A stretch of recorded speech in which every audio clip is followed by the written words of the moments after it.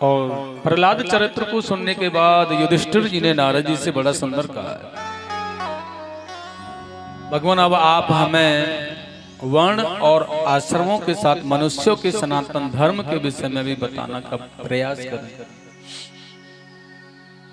तो नारद जी ने प्रसन्न होकर के कहा, राजन धर्म के 30 लक्षण होते हैं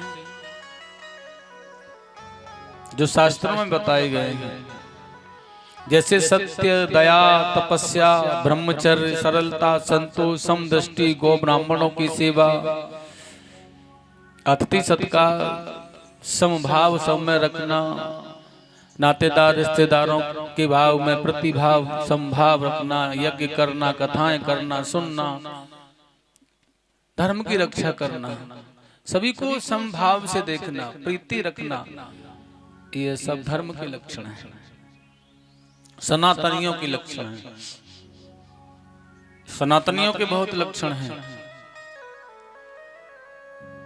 वाकई सनातन का के धर्म का जो लक्षण है, वाकई उसके बाद किसी धर्म का ऐसा लक्षण नहीं है, क्योंकि हमें सदाचार बता रहा हूं।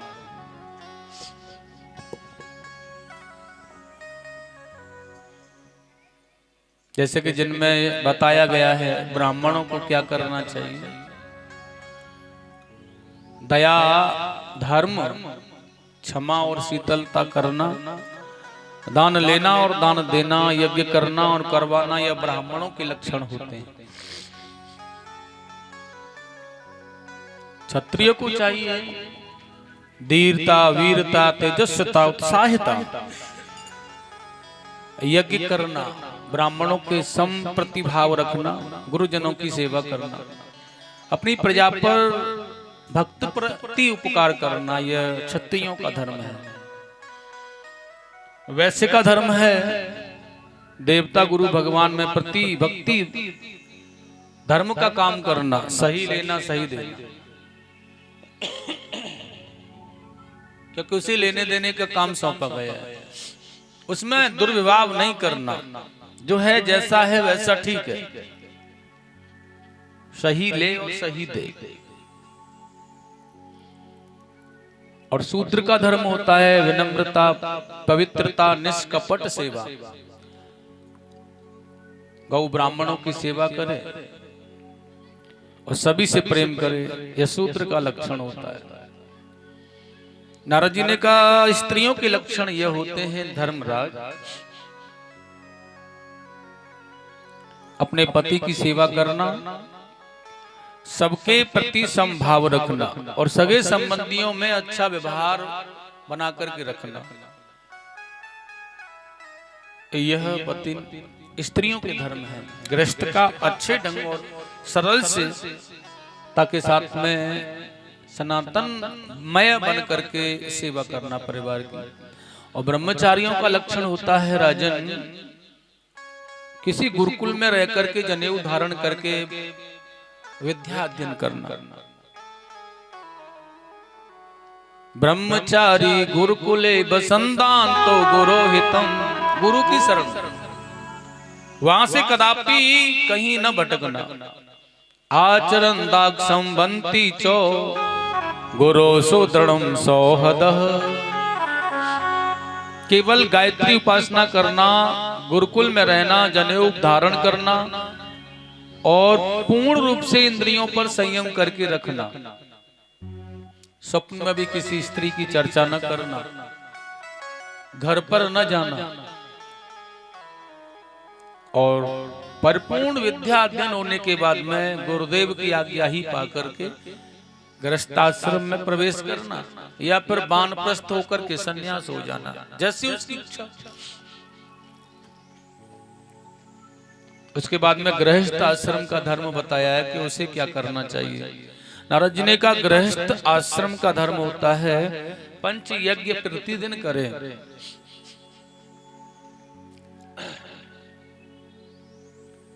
उसे प्रतिदिन 5 यज्ञ करनी होती है। उन्होंने कहा थोड़ा सा अग्नि में, प्रतिदिन थोड़ा सा अग्नि में हवन करना चाहिए उसे, थोड़ा सा। और ये देव यज्ञ होता है, अग्नि में हवन करना, अग्निदेव को अर्पण करना। और श्राद्ध क्रियाएं करना यह पितृ यज्ञ होता है। गृहस्थ आश्रम में यह भी आवश्यक है, इसे करना चाहिए। पुराण शास्त्र पढ़ना ऋषि यज्ञ होती है। हमें कोई ना कोई पुराण अपने घर पर प्रतिदिन पढ़ करके चलना चाहिए, चाहे थोड़ा समय ही सही, लेकिन रोजाना प्रतिदिन कोई न कोई पुराण, किसी न किसी पुराण को पढ़ना चाहिए। यही ऋषि यज्ञ होता है। और अतिथि सेवा करना, अतिथि कोई दरवाजे पर आए तो उसे ऐसे न लौटाया जाए, यह धर्म यज्ञ होता है। और सब प्राणियों में भगवत प्रिय रखना, किसी की कोई चुगली, क्योंकि हम किसी न किसी रूप से एक तरह से माना जा रहा है कि किसी की अत्यधिक चुगली करने पर भी पाप के भागी बने रहते हैं, इसे हमें उससे बचना चाहिए। इस प्रकार के ये 5 यज्ञ हमें प्रतिदिन अपने गृहस्थ जीवन में करके चलने चाहिए, तो ही गृहस्थ जीवन है, जिसमें अतिथि सत्कार हो, ब्राह्मण सेवा हो, बहु ब्राह्मणों की सेवा हो, परिवार कुशल हो, पुराण शास्त्र पढ़ते रहते हुए चलना चाहिए। पितृयज्ञ उसमें आवश्यक होता है, और देव यज्ञ भी रोजाना करनी चाहिए। ऐसा नहीं कि हम यहाँ कथा चल रही है तो यज्ञ है, लेकिन छोटे से रूप में 5 आहुतियां दे करके अपने घर में रोजाना यज्ञ करो किसी अग्नि पर।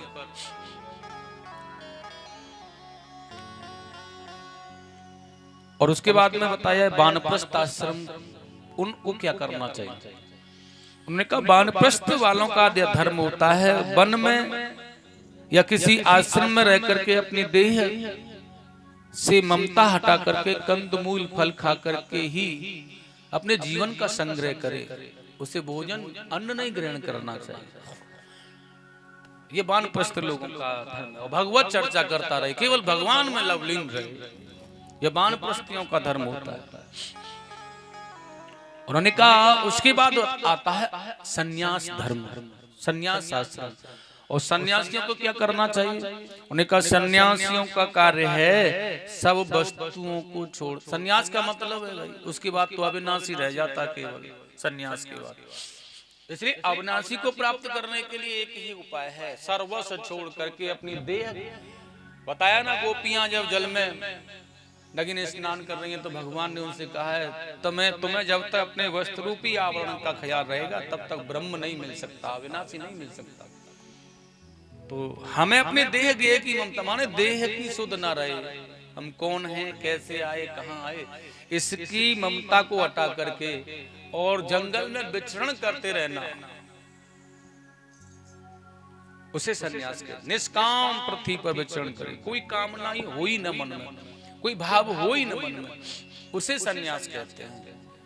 लेकिन कली काल का सन्यास है ना, वह बहुत प्रबल, जिनकी ऊंची गाड़ियां, बड़े बिल्डिंग, घरों में बैठ करके भोजन करना चूल्हे पर, वह सन्यास है। हम अपने धर्म से भटक रहे हैं, चाहे वह गृहस्थ है, चाहे वह वानप्रस्थ है, चाहे वह ब्रह्मचर्य है या फिर ब्रह्मचारी आश्रम है, वो हम सभी अपने अपने धर्मों से भटक चुके हैं। इसलिए कली काल का असर हमें कुछ ज्यादा दिख रहा है। अगर हम अपने धर्म पर, अपने धर्म रूपी आश्रमों पर टिके रहें, माने गृहस्थ आश्रम है वो गृहस्थ आश्रम अपना टिका रहे, जो बताया है, जो हम अनुसरण सुन रहे हैं, जो हमारे भाव हैं, जो हमें करना चाहिए उसे करते रहें, तो सनातन धर्म जिंदा रहेगा। सन्यास वाले सन्यास धर्म का पालन करते रहें, वानप्रस्थ वाले वानप्रस्थ का आश्रम करते रहें, ब्रह्मचारी ब्रह्मचर्य का पालन करके उस आश्रम का पालन करते रहें, तो ठीक है, तो सनातन चलता रहेगा। लेकिन जब हम अपने पथ मार्गों से भटक गए, क्षत्रिय भटक गया, स्त्रियां भटक गईं, शूद्र भटक गए, ब्राह्मण भटक गए, वैश्य भटक गए, कोई भी सही नहीं लेता है। हर कोई केवल लेने के समय भी गलत करता है वो, और तुम्हें देने के समय भी गलत करता है। उसकी भावनाएं गलत लेने के समय भी होती है तुमसे, और जब देता है तो भी गलत देता है। इसलिए भावनाएं बदल गई, और जब भावनाएं बदल गई तो कली काल का असर हमें दिखने लगा। बाकी वही सिस्टम चले अच्छे तरह से तो कली युग कहाँ। लेकिन उसको जब हमने उसे बदल दिया अपने भाव को, अपने प्रभाव को, तो कली काल चमकने लगा। कलयुग चल रहा है, कलयुग चल रहा है। इसलिए इस कलयुग से बचने का एक ही साधन उपाय है। नारद जी कह रहे हैं धर्मराज युधिष्ठिर से, भैया कली काल से बचने का एक ही साधन है कि अपने अपने धर्म पर स्थित रहो, अपने अपने कर्म पर स्थित रहो, उसे बिगाड़ने का प्रयास मत करो। उसे संभाले रहोगे तो धर्म बना रहेगा, फिर कली काल असर नहीं कर सकता है, कलयुग का असर नहीं हो सकता।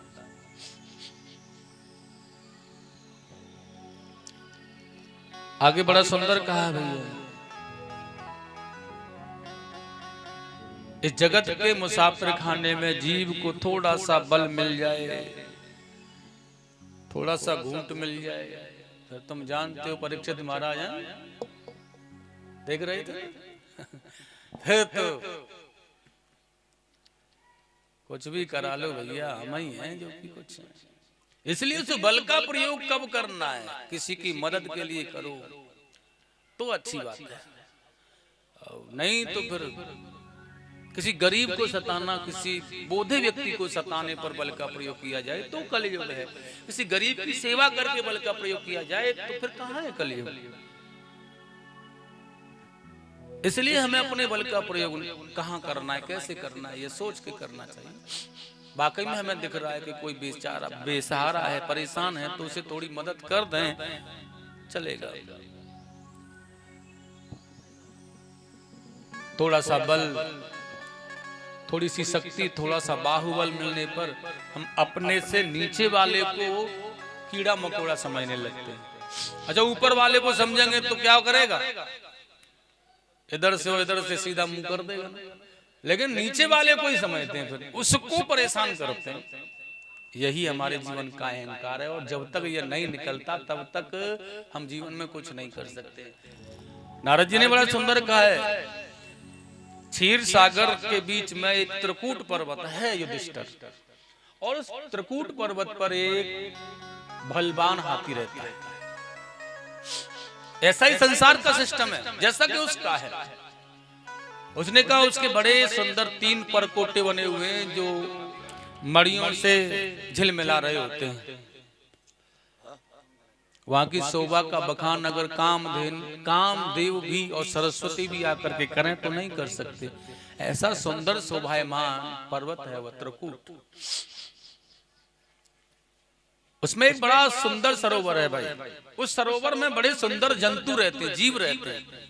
बशर्ते उसी पर्वत पर एक बलवान हाथी रहता है। और साथियों, वो बलवान जो हाथी है उसे हाथी न कहकर के गजराज की उपाधि दी गई है। भगवान नारद जी कह रहे हैं युधिष्ठिर से, भैया वो हाथी नहीं है, वो गजराज है। माने सारे गजों का, सारे वहां पर रहने वाले वनचरों का, पशुओं का, सबका राजा है। इसलिए उसे गजराज के नाम से भागवत में उपाधि दी गई। वो गजेंद्र है, गजराज। 50 पत्नी है उसकी, 150 बच्चे हैं उसके, बहुत बल है उसका।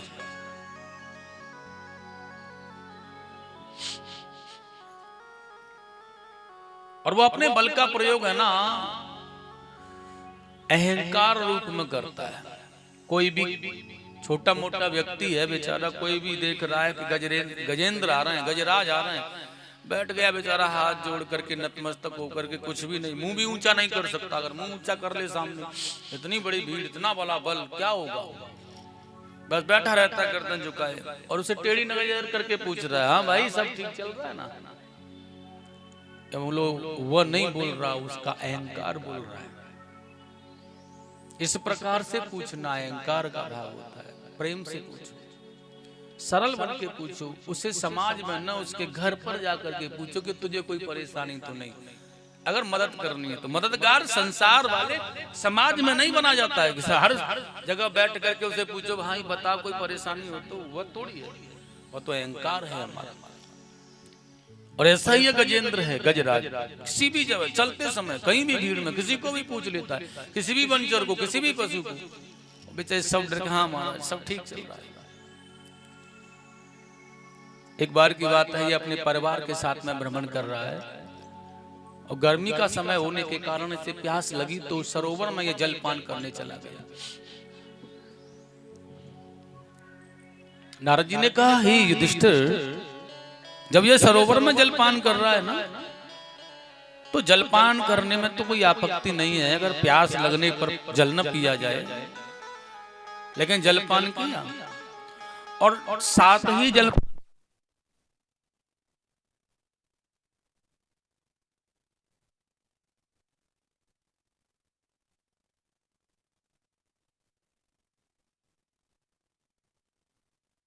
बिहारी लाल की।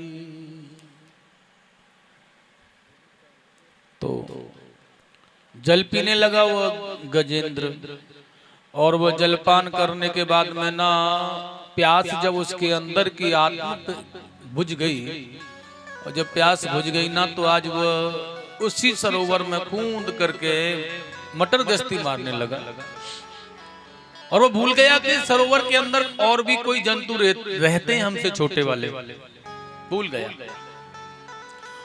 और साथियों बस ये कभी इधर से उधर, उधर से इधर, इधर से उधर घूम रहा है।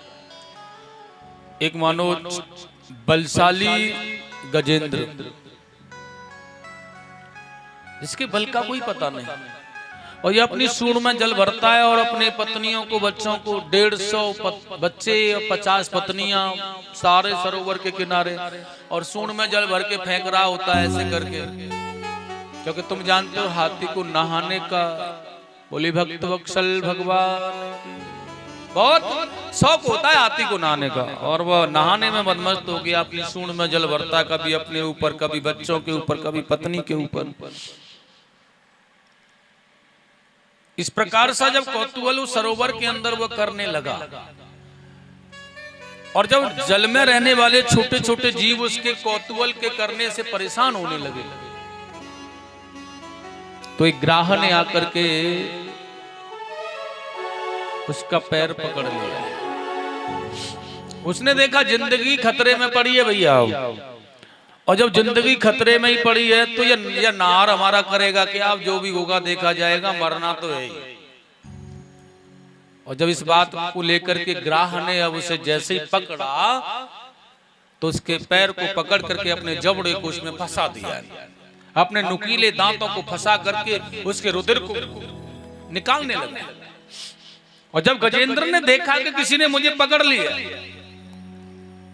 उसके मन में विचार आया कोई छोटा मोटा जंतु होगा, परिवार में आनंद ले रहा हूं, अगर इसके चक्कर में लग जाऊंगा तो मेरे परिवार का आनंद बिगड़ जाएगा, बच्चों का प्यार, पत्नियों का प्यार, परिवार का आनंद ये बिगड़ जाएगा, इसलिए इसे बाद में देखूंगा, पहले अपने आप मैं आनंद में लगे रहूं। और इसलिए साथियों उसे कोई ख्याल नहीं आया उस ग्राह के पकड़ने का।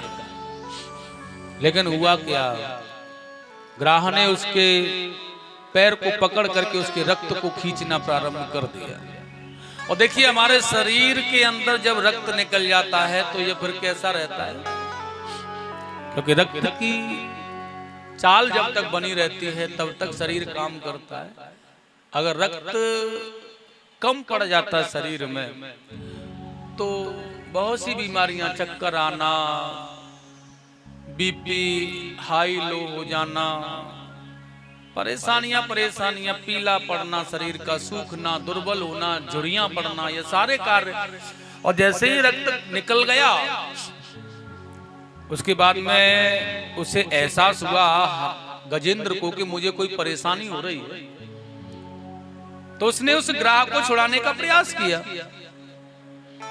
लेकिन आज जैसे ग्राह को छुड़ाने का प्रयास किया है, लेकिन गजेंद्र के अंदर से इतना रक्त निकल गया है कि अब वह ग्राह उसे नहीं छोड़ पा रहा है। और जब ग्राह ने गजेंद्र को नहीं छोड़ा, नारद जी ने कहा युधिष्ठिर, अब आज उसने अपने परिवार से मदद मांगी है और अपने परिवार से कहने लगा भैया मैं संकट में पड़ गया हूं, मेरी तुम रक्षा करो, जैसे कि हर कोई कहता है। और जब क्योंकि मुझे किसी ने पकड़ रखा है और वह मुझसे छूट नहीं पा रहा है, मेरा शरीर का मेरी जो ताकत है ये निर्मल हो गई है, मेरा बल, मेरा पौरुष, मेरी शक्ति निर्मल है, मुझे तुम बचाओ।